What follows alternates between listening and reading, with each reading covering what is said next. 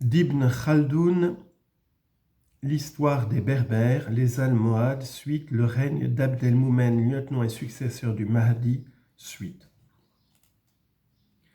Pendant qu'Abd-el-Moumen se rendait de Fès à Maroc, il reçut une députation des habitants de Ceuta qui étaient venus lui prêter le serment de fidélité, et il leur donna pour gouverneur un cheikh hintanien nommé Youssef ben Makhlouf.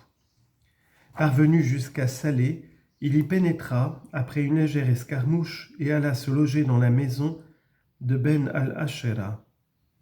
En prenant la route du Maroc, il chargea Abou Fars de porter la guerre chez les Berwata.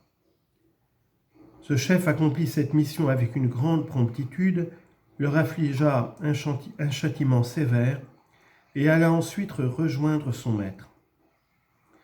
Ils arrivèrent ensemble aux environs de Maroc et y trouvèrent une foule de lambda qui étaient venus s'y réfugier.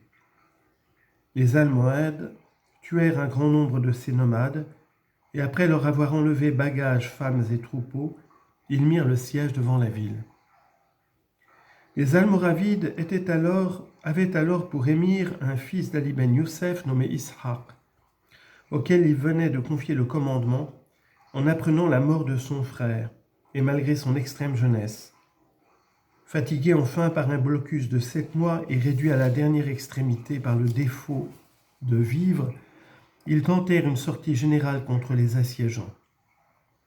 Ceux-ci repoussèrent l'attaque et les poursuivant l'épée dans les reins, ils pénétrèrent avec eux dans la ville.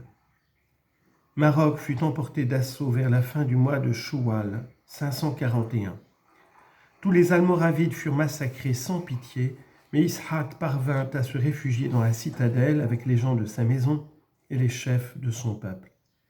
S'étant ensuite rendu à discrétion, il fut conduit devant Abd-el-Moumen et massacré sous les yeux de son monarque. L'auteur principal de ce forfait fut Abu Hafs el-Wagag.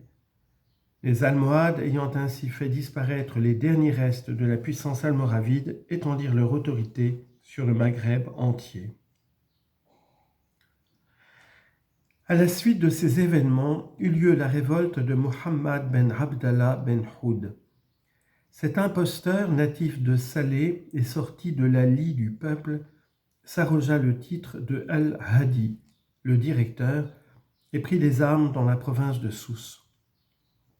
Il fit sa première apparition à Ribat Massa, où il rassembla de tous côtés une foule de mauvais sujets et s'attira les regards de tous les malfaiteurs qui habitaient les contrées voisines. Ayant converti à ses doctrines les habitants de Sijil Massa et du Dera, ainsi que les tribus de Doukhala, Regraga, Tamsna et Houara, il parvint à infecter de ses erreurs le Maghreb entier. Un corps almohade qu'Abd-el-Moumen fit marcher contre lui sous les ordres de Yahya Angemar, le même chef messoufite qui avait abandonné Tashfin ben Ali, fut obligé de battre en retraite et de rentrer auprès du souverain. Le shir Abu Hafs Omar, accompagné de plusieurs autres chefs almohades, partit alors pour Massa afin d'étouffer l'insurrection pendant qu'Abd-el-Moumen faisait les préparatifs d'une nouvelle expédition. Le rebelle marcha au-devant des Almohades à la tête de 60 000 fantassins et 700 cavaliers, mais dans toute cette multitude fut culbuté et laissa son chef et beaucoup d'autres morts sur le champ de bataille.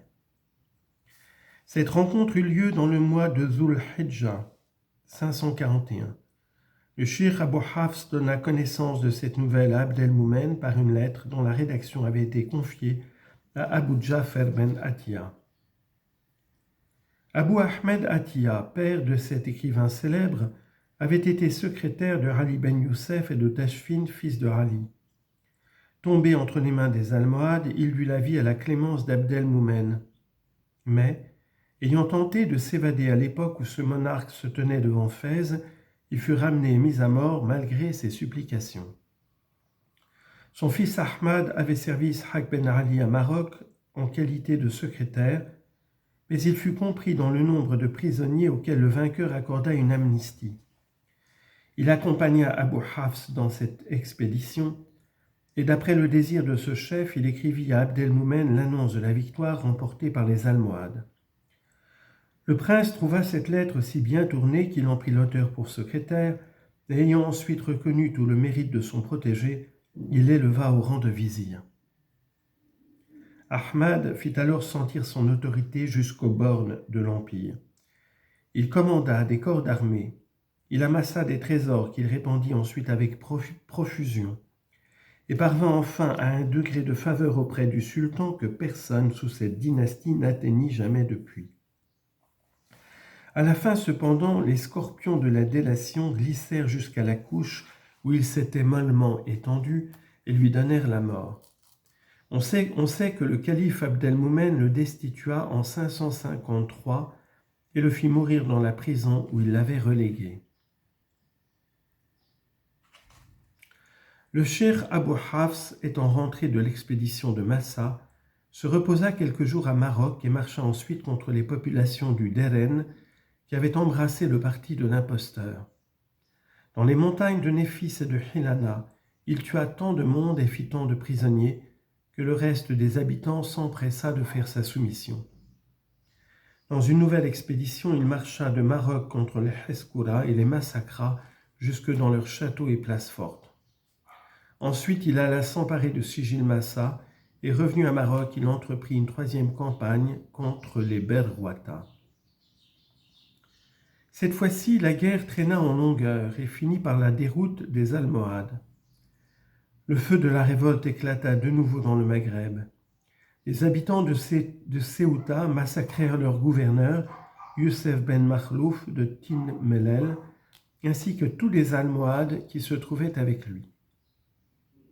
Le Qadi Ayyad passa en Espagne et ayant trouvé à Algésiras Yahya ben Ali ben Rania, le chef messoufite, qui commandait dans ce pays, il lui demanda un gouverneur pour la ville de Ceuta. Ibn Rania le renvoya en Afrique avec Yahya ben Abi Bakr al-Sahraoui, le même chef qui s'était échappé de Fès lors du siège de cette ville par Abdelmoumen et qui s'était ensuite rendu de Tanger à Cordoue pour y joindre le prince almoravide. Arrivé à Ceuta avec Ayyad al-Sahraoui, alla soutenir ses nouveaux alliés, les Berwata, les Douklala et autres tribus qui venaient de se révolter à la suite de la défaite des Almohades.